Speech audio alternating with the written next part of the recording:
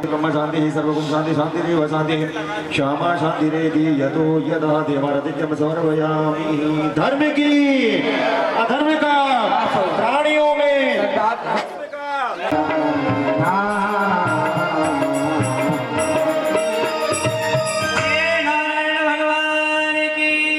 किसी को पत्नी का अभिमान होता है और कोई तो यही विचार करता है कि भागवत जी हो रही है लेकिन हमको लेने नहीं आए, हमको निमंत्रण नहीं दिया। अरे यार, वो व्यक्ति अभागा होता है जो बहती गंगा में हाथ नहीं देता। मैंने आपको जन्म भयो यहाँ खुशी में 50,000 महल में आ रहे हैं और 25,000 जा रहे हैं। वास दिवस भादिवस पुणे मरम न जाने को रथ समेत रवि था क्यों निशाट मन फिर हो। जैसे रामजी का जन्मोत्सव हुआ महाराज, 1 महीने का अवध में उत्सव मना। ऐसा प्रतीत होता है कि रात्रि का दर्शन ही नहीं हो रहा, केवल दिन ही दिन है और लोग उत्सव रात हो या दिन, लेकिन उनके लिए तो उत्सव मनाने शुरू, नाच रहे हैं, गा रहे हैं, खीर मालपुआ खूब चल रहा है। कल यहाँ भी चले नहीं है, हाँ मालपुआ। अरे लाला को जन्मोत्सव तो है और अगर मानना चाहेंगे, अरे मावा मिश्री ना पाएंगे तो भैया कैसे बात बनेगी। आज कंस के मन में बड़ी दुविधा है और एक आपत्तिकांड सभा बुलाई और सभा में कहा, देखो भैया देवकी का अष्टम कर्म मेरा काल होगा। आकाशवाणी ने कहा तो मैं नहीं चाहता कि वो बड़ा होकर मुझे मारे। क्या करना चाहिए? अगासुर, बेमासुर, धैनकासुर, पूतना सभी बैठे, किसी ने कुछ ना कुछ बताया। पूतना ने कहा इसकी चिंता मत करो, ये कार्य तो मैं ही कर दूंगी। अजी बहना तुम कैसे करोगी? अरे कैसे करूंगी? आजकल ब्यूटी पार्लर चल गया है, मैं ब्यूटी पार्लर पर जाऊंगी, लंबे लंबे दांत उनको भी सेटिंग में कर लूँ और क्रीम पाउडर पोत लूंगी और ज्यादा दिक्कत आएगी तो घूंघट डाल दो। घूंघट में तो महाराज बड़े बड़े काम बन जाते हैं। हाँ, कि सोने का मन हो तो झट से सो जाओ। पड़ोसी क्या क्यों अरे सो नहीं रही, मैं तो मन से ध्यान लगा के सो। गाली देना हो ससुर जी के लिए तो घूंघट डालो, देते। पूतना कहती है ये काम मैं करूंगी, मैं स्तर पर जहर लगा कर जाऊंगी, कन्हैया के लिए जो है स्तन पान कराऊंगी, तुम्हारा शत्रु मर जाएगा। बस कंस कहता तो है ना, ये काम तो आप ही कर सको।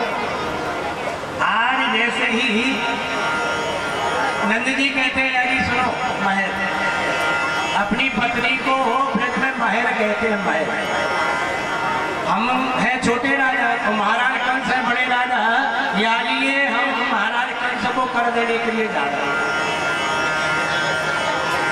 उधर वसुदेव जी से मिलना हो गया, कुछ दिन के लिए वसुदेव जी के लिए छोड़ा था।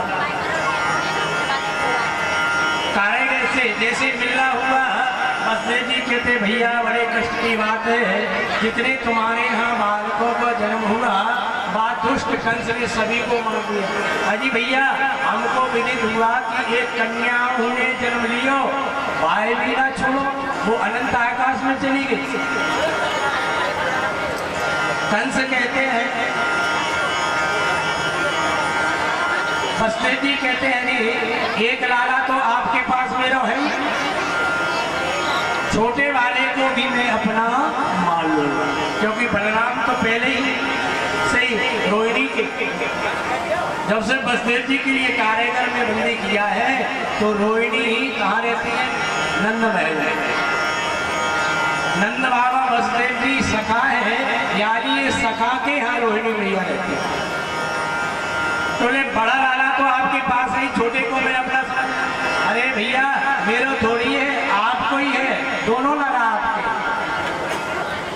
इधर पूतना आती है, 50,000 आ रहे हैं, 25,000 जा रहे हैं, उसी मध्य में ब्रजवासियों ने कहा देखियो भैया या तो कुछ मोटी तगड़ी दिखे, ब्रज की तो ना दिखे।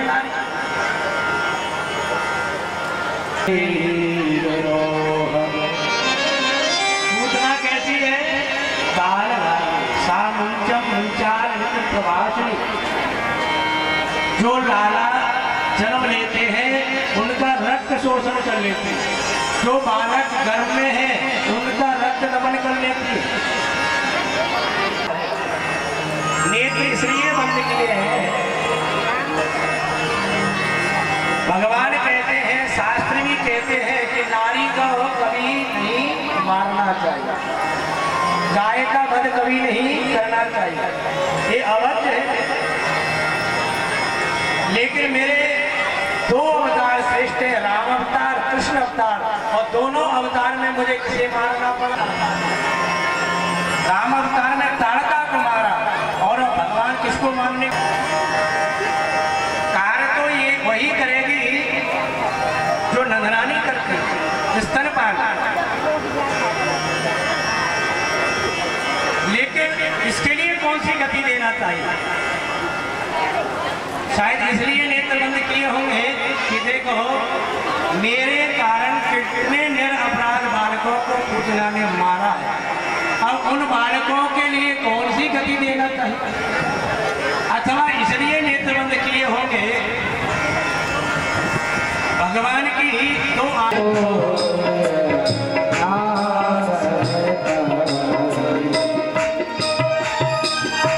किनारे पे मैं बाई है लगाओ मैया, जो बह तो मेरे सन्मुख आ जाए। जो मेरे सन्मुख नहीं आता, जो मेरी कथा में नहीं आता, उसका भार मेरे ऊपर नहीं है। जो कथा में आ जाता है, जो मेरे संतों के सन्मुख आ जाता है, उसका सदैव सदैव मैं कल्याण करता हूँ। बोलिए भक्तों भगवान की। आज सुंदर लाला को झाड़ा आती है। सुखदेव जी बोले परीक्षित, परमात्मा श्री राम के एक अवतार बार नाम लेने से जीव जन्म कोट के पाप अग्नस जाते हैं। भगवान श्याम का या राम का एक बार व्यक्ति अपने हृदय से नाम ले लेता है तो उसका कल्याण हो जाता है। इधर नंद बाबा जी आते हैं और नंद बाबा ने ये समाचार सुना कि मेरे लाला के मारने के कारण कोई राक्षस आया है। बड़ा कष्ट हुआ बाबा के हृदय में। लाला 6 महीने को हो गए तो अन्नप्राय संस्कार कराया नंदरानी ने। एक सप्तासुर नाम का राक्षस आता है और मेरे लाला को अनंत आकाश में ले जाता है। मेरे लाला ने एक ऐसा भूखा मारा कि सप्तासुर का अंत हो गया। बोलिए भगवान भगवान की नंदरानी झट से खिड़की से झाँक देखो, कोई सापन मारो बाबा आ गयो दिसे। तुम्हारा सीधो लियो, हाथ में सीधो। सीधो जाने कहते के आटो हो, दाल हो, नमक हो, चीनी हो, घी हो। बाबा अपनी झोली फैला। बाबा ने कहा के बढ़िया? अरे झोली फैला। बोले झोली? तूने कहा वो चुट्टियां मान रखो है का? झोली फैलाने वाला समझ रखो का? तू तो अपनी लाला के दर्शन करा दे। बोले मैं तो ना कराऊं दर्शन। मुझे ऐसा लगे अगर तक तू भांग छानतो तो, चिलम पीतो तो, आज तो तूने अफीम पा ली। अरे मोटी 95 वर्ष की बुढ़िया को तुमको देखकर डर लग रहा है। मेरा तो छोटो सा लाला है, भाई देख के डरना लगे। बाबा के मोहने से निकल गई। अरे मैया तो बड़ी भोरी है। एक आए फन वाले सांप से इसको होएगा सर्प से, ये तो 1000 फन वाले पे सहन करे। नंदरानी ने कहा चौकी भली आज समझ में आई, तूने आज तो चरस पी ली। अरे मेरा लाला तो फोटो में भी यदि सर्प को देख ले तो भाग के मेरी गोद में बैठ गए। देख भैया तो सीधो पाता रुपया पैसों जो कुछ चाहिए वो ले जा, लेकिन लाला के दर्शन ना कर। बाबा ने कहा तूने अभी योगियों की हड्डियां देखी? नंदरानी ने कहा तू ताजा ने अरे त्रिया हट भी ना देखी तुमने। हम अपने आप पे अगर आ जाती है तो कथा में जाती है, पड़ोसी की साड़ी यदि देख ले जब जाए तो वही मंगा के रहती। बाबा से नंदरानी ने कहा तू ऐसी? नंदरानी ने कहा देख मेरे कितने चौक का महल है? बोले 15 चौक है। और एक चौक कितना बड़ा है? जिसमें 10,000 गाय खड़ी हुई है। मेरे 15 चौकों जैसे महल है तो वहां में 2-4 करवा देना होंगे। अरे तू उत्तर वाले पे बैठ जाएगो तो मैं पश्चिम वाले को खोल।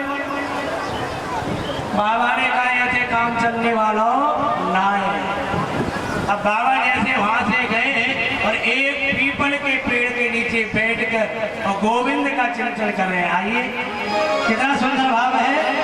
मैया तेरे द्वारे यशोदा तेरे द्वारे एक बाला जोगिया एक बाला जोगिया एक बाला जोगिया एक बाला जोगिया मैया तेरे द्वारे यशोदा तेरे द्वारे मैया तेरे द्वारे यशोदा तेरे द्वारे बाला जोगिया बाला जोगिया बाला जोगिया बाला जोगिया जुग जुग जीवे यशोदा मैया तेरो ललना जुग जुग जीवे यशोदा मैया तेरो ललना तेरो ललना हो मैया तेरा ललना तेरा ललना मैया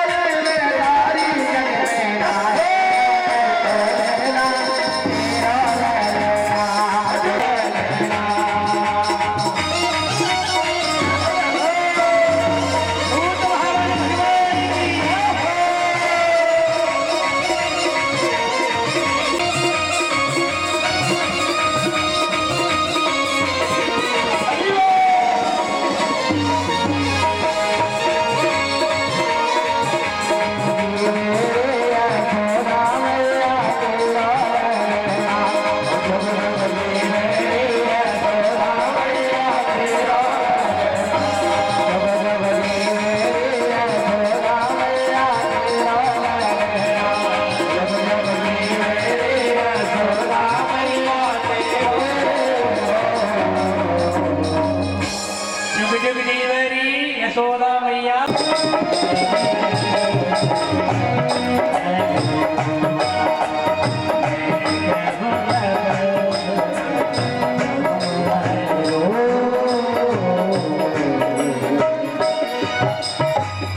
इनके नाम अनेक रूपा, मैं कहो नृप सुत मत अनुरूपा। इनका गौर वर्ण है, फिर इनका श्याम वर्ण हुआ, इनको कृष्ण कहा जाएगा, इनको मुरलीधर कहा जाएगा, इनको बंसीधर कहा जाएगा, इनको चीर चोर कहा जाएगा, इनको वसुदेव देवकी का पुत्र भी कहा जाएगा। नंदरानी ने कहा दक्षिणा में कमी हो तो और दे दूंगा, लेकिन इधर उधर की फालतू बात मत बता, तू तो या बता मेरे लाला के भाई कितने हो गए? तो बाबा के मोहड़े से निकल गई मैया, या के तो हजारन बबाए हो गए। बोलिए गुरुदेव भगवान की जय हो। सुंदर भगवान की नामकरण किए। नंदरानी ने बहुत से हीरे जवाहरात दिए, लेकिन महाराज जिसको राम मिल जाए, जिसको श्याम मिल जाए, उसको हीरा मोती क्या अच्छे लगे। सर्वस दान दीन सब काहू, जय पावा राखा। आज जैसे जो धन मिला वो वहां पर लुटा दिया। बोलिए भक्तवत्सल भगवान की जय। अर्चनी मंदिर पूजपा श्री सुखदेव स्वामी कहते हैं, आज एक गोपी ने कन्हैया को देखा, कहा नंदरानी की उंगली पकड़े हुए और नृत्य कर रहे। गोपी ने जैसे ही देखा गदगद होती हुई आई। असंख्य गोपियों के मत में, और वो गोपी कहने लगी, अजी बहना आज मैंने एक सुंदर दृश्य देखो भाई। क्या देखा? जो वेद उसकी नेति नेति गाकर थक जाते हैं, वेद का भोक्ता, यज्ञ का भोक्ता, वो प्रतिपाद्य वो श्री कृष्ण आज नंदरानी की उंगली पकड़ के नाच रहा। श्याम तेरी बंसी मेरी श्याम